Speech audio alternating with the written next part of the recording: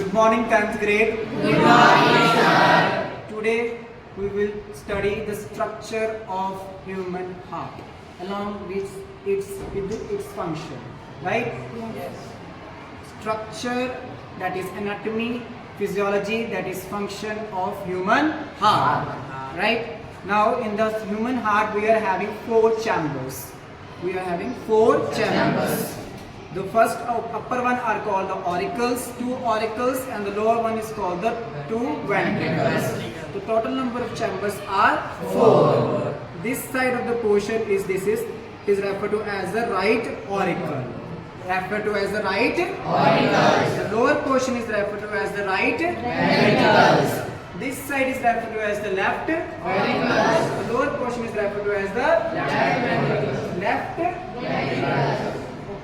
Now what will we observe on this side of this portion, that is this side, that is right auricle, we are having superior vena cava as well as the inferior vena cava.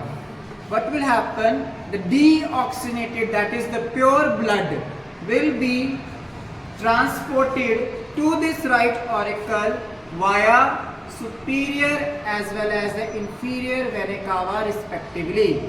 But then the transport, that this particular blood will be transported to the lower portion of the heart, that is towards the left auricle to the right auricle to the left.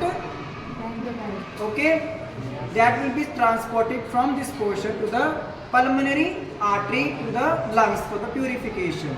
This purification of the blood will be moved again to this portion through pulmonary vein, and through this portion it will go to this side, that is the left ventricle. This left ventricle will supplies the blood through all the part of your body through aorta.